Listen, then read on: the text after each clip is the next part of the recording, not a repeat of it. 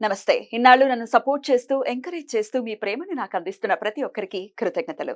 అలాగే ఈ వీడియో కూడా ఖచ్చితంగా మీకు ఉపయోగపడుతుంది. లైక్, షేర్ అండ్ సబ్స్క్రైబ్ చేసి మీ సపోర్ట్‌ని నాకు అందించండి. అలాగే ఈ వీడియో పట్ల మీకున్న అభిప్రాయాన్ని కామెంట్ సెక్షన్‌లో కామెంట్ చేసి తెలియజేయండి. ఇప్పుడు వీడియోని చూద్దాం. నమస్తే. Welcome to our channel. నేను పద్మిని. ప్రస్తుతం మనతో పాటు ప్రముఖ ఆధ్యాత్మికవేత్త, వాస్తు జ్యోతిష పండితులు, న్యూమరాలజిస్ట్ శేషగిరిరావు గారు ఉన్నారు. మాట్లాడదాం. సార్ నమస్తే సార్. సార్ జూన్ 1వ తారీఖు నుంచి పంచగ్రహ కూటమి అనేది జరుగుతోంది. 5, 6 తారీఖుల్లో షష్టగ్రహ కూటమి కూడా జరగబోతోంది. అయితే షష్టగ్రహం అని ఎవరు చెప్పేటటువంటి అంటే టచ్ అయినటువంటి పరిస్థితి ఉంది. ఎందుకంటే అటు యురానస్‌ని పెద్దగా కన్సిడర్ చేయనటువంటి పరిస్థితి ఉంటుంది ఇండియన్ ఆస్ట్రాలజర్స్ చాలా మంది కూడా. అయితే మరి యురానస్‌ని మీరు కన్సిడర్ చేస్తారా? అసలు ఈ పంచగ్రహం అనుకోవచ్చు, లేకపోతే షష్టగ్రహం అనుకోవచ్చు. ఈ గ్రహ కూటమి వల్ల ద్వాదశ రాశుల వాళ్ళకి ఏదైనా ఫలితం ఉంటుందా? ఒకసారి గ్రహ సంచారం గురించి ఒకసారి చెప్పుకుని దాని తర్వాత ద్వాదశ రాశి ఫలితాలు కూడా చెప్పుకుందాం. తప్పకుండా. ఇది ఖచ్చితంగా ఫలితం ఉంటుందా అంటే గనక ఉంటుంది. అది ముఖ్యంగా ఇప్పుడు సామాజికంగా కూడా ఒకసారి మనం మాట్లాడుకుని సరే ద్వాదశ రాశుల యొక్క ఫలితాలు ఎలా ఉంటాయనే దాని మీద కూడా మనం చెప్పుకుందాం. తప్పకుండా. సో, ఇక్కడ మనకేంటంటే మనం గనక అబ్జర్వ్ చేసినట్టయితే గనక అంతకితం ఏవైతే ముఖ్యంగా అంటే నేను మొత్తం భారత ఎన్నికల గురించి మాట్లాడటం లేదు. సో, మన వరకు మనకి తెలుగు రాష్ట్రాలు ముఖ్యం కాబట్టి ఈ తెలుగు రాష్ట్రాల మీదే ఎక్కువ అందరికీ కూడా ఆసక్తి ఎక్కువ ఉంటుంది కాబట్టి సో దాన్ని బట్టి చూసినప్పుడు ఇక్కడ ఈ గ్రహస్థితి ఏదైతే ఉంటుందో అక్కడ అంతకితం జరిగినది ఏంటంటే మనకి ఏప్రిల్ 13 అనేది అక్కడ కూడా సంఖ్యాశాస్త్రం ప్రకారం 4 వచ్చింది. తర్వాత ఇప్పుడు వచ్చేప్పటికి ఏప్రిల్ 13 కదా జరిగింది. సో అక్కడ సోమవారం నాడు జరిగితే ఇక్కడ మనకి ఎన్నికలు వచ్చే ఫలితం ఏదైతే ఉందో అది 4వ తారీఖు వచ్చింది. ఈ 4వ తారీఖు మంగళవారం వచ్చింది. సో అక్కడ సోమవారం వచ్చింది, ఇక్కడ పక్కనే మంగళవారం వచ్చింది. అక్కడేమో ఆ రోజు పునర్వసు నక్షత్రం గురుడిది ఉంది, ఇవాళ భరణి నక్షత్రం అనేది శుక్రుడిది. పైగా జూన్ 1 నుంచి ఇదే రాశిలోకి కుజుడు కూడా అడుగు పెడతాడు. సో జూన్ అనేది 6వ నెల మన లెక్కలో. ఈ 6వ నెలకి అధిపతి నేను కుజుడికి ఇస్తాను.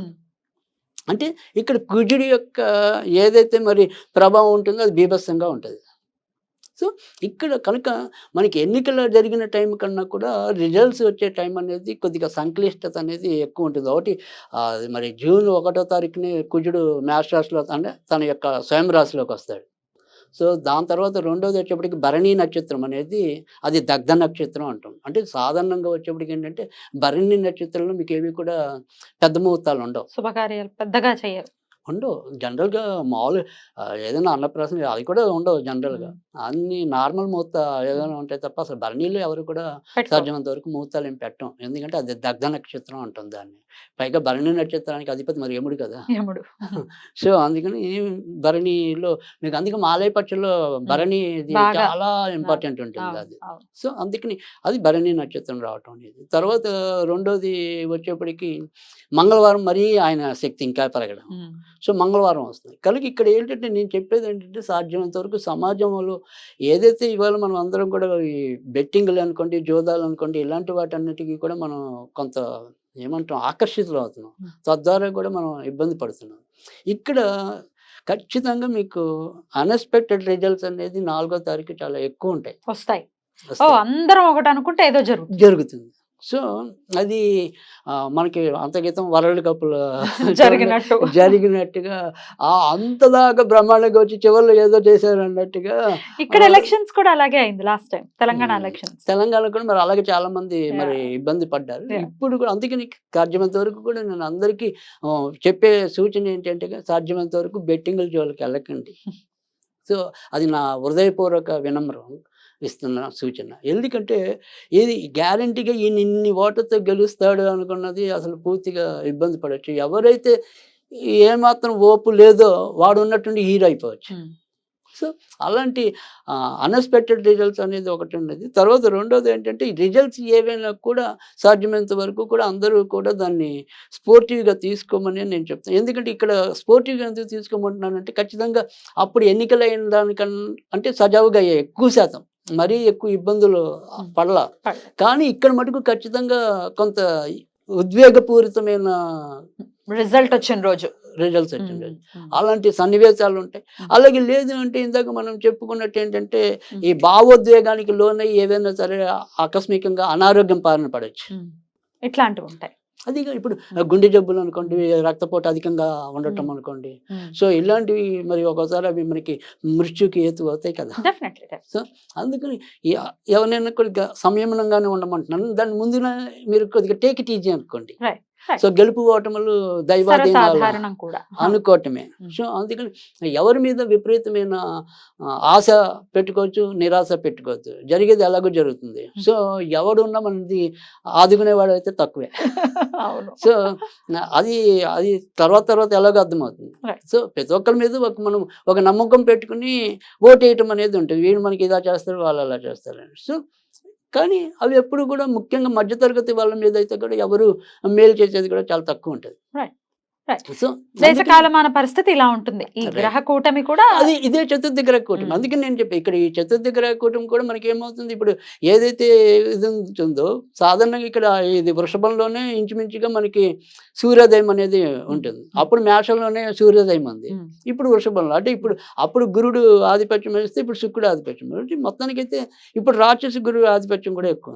సో అందుకని రాక్షసులు బలవంతులు అవుతారు. ఓకే. సో ఇట్లా ఉంటుంది. రైట్. మరి మేషరాశి వారికి ఈ గ్రహ కూటమి ఎలాంటి ఇంపాక్ట్ ని చూపించబోతుందండి? తప్పకుండా. ఎందుకంటే మేషరాశి వాళ్ళ మీద కనుక ఎక్కువ ప్రభావం చూపించే అవకాశాలు ఉన్నాయి. ఎందుకంటే లగ్నంలోనికి కుజుడు వచ్చి చేరటం అనేది ఉంటుంది. తర్వాత ఏదైతే నెల అనేది బిగిన్ అయిందో అది ఖచ్చితంగా శనివారం అనేది బిగిన్ అవుతుంది. శనికి అధిపతి మరి శనివారానికి అధిపతి ఖచ్చితంగా శని అవుతాడు. కాబట్టి మేషరాశి వాళ్ళు ఖచ్చితంగా కోపతాపాల అదుపులో ఖచ్చితంగా ఉంచుకోవాలి.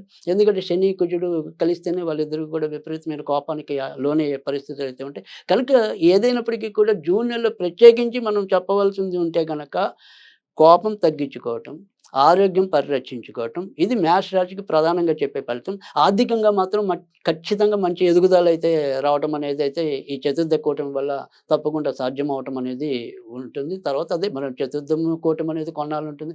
తర్వాత షష్టమ కూటమి అనేది కొన్నాళ్ళు ఉంటుంది. పంచమ కూటమి అనేది కొన్నాళ్ళు ఉంటుంది. అంటే మొత్తం మనం ఓవరాల్గా మొత్తం జూన్ అంతా చెప్పుకుంటున్నాం కదా.